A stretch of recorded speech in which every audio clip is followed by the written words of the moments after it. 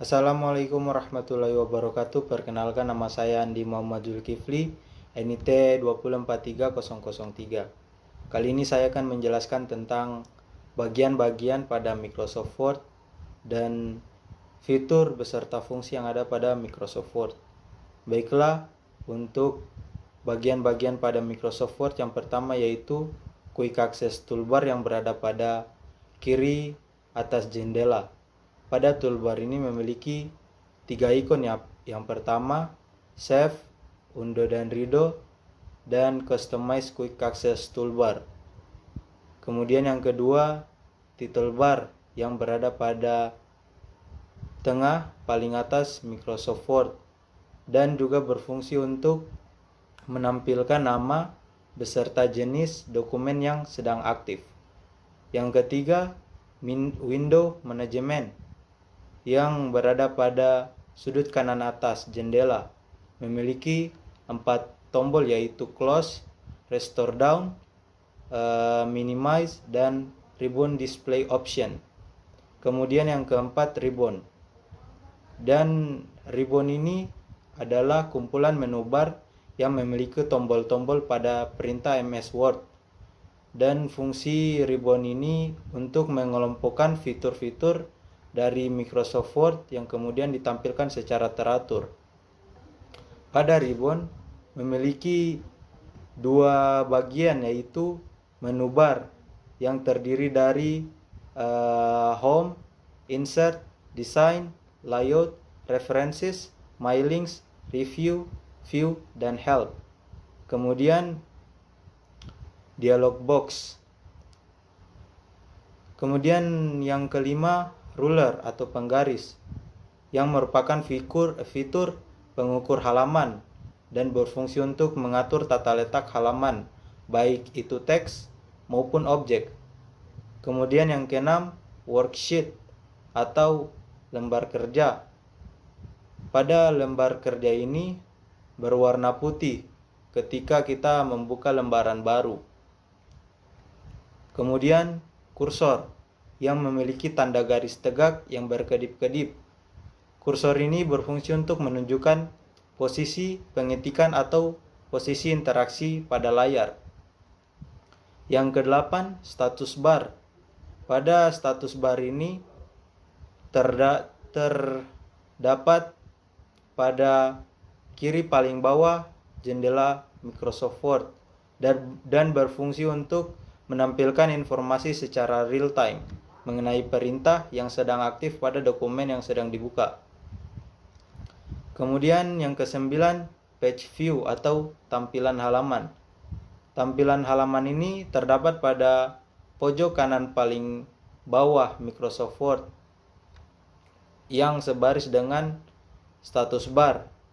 Pada toolbar page view ini ada beberapa macam pilihan yaitu print layout, web layout, slider zoom in zoom out, dan yang ke-10 yaitu scroll bar.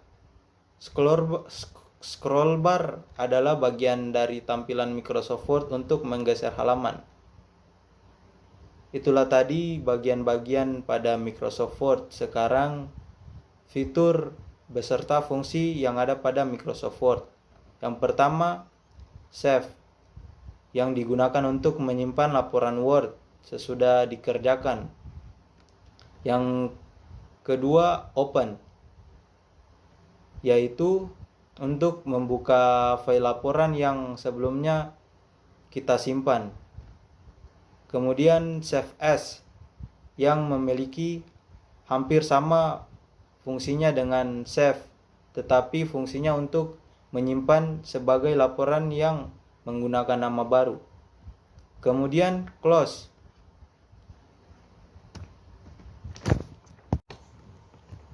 itulah tadi bagian-bagian pada Microsoft Word. Kali ini saya akan menjelaskan fitur dan juga fungsi pada Microsoft Word. Yang pertama, Save, digunakan untuk menyimpan laporan yang sudah kita kerjakan. Kemudian Save As, memiliki fungsi yang hampir sama dengan Save, tetapi fungsinya untuk menyimpan sebagai laporan menggunakan nama baru. Yang kemudian open, untuk membuka file laporan yang sebelumnya disimpan. Kemudian close, untuk menutup laporan yang sedang dibuka. Yang kemudian info, untuk menampilkan rincian info terkait dengan laporan yang sedang kita kerjakan. Setelah itu resend, untuk memperlihatkan data laporan yang masih baru untuk diedit. Kemudian new, untuk membuat lembaran kerja baru. Yang kemudian print, untuk memprint laporan yang sudah kita kerjakan. Setelah itu save and send, yang berfungsi untuk melakukan penyesuaian pada laporan. Kemudian help, untuk membantu apabila terjadi masalah di Word. Kemudian option, untuk mengisi tentang beberapa menu untuk melakukan penyesuaian terhadap laporan. Setelah itu exit, untuk menutup aplikasi pada Word. Setelah itu paste. Icon ini memiliki fungsi untuk menempel teks atau objek yang sebelumnya sudah di-copy atau di-cut.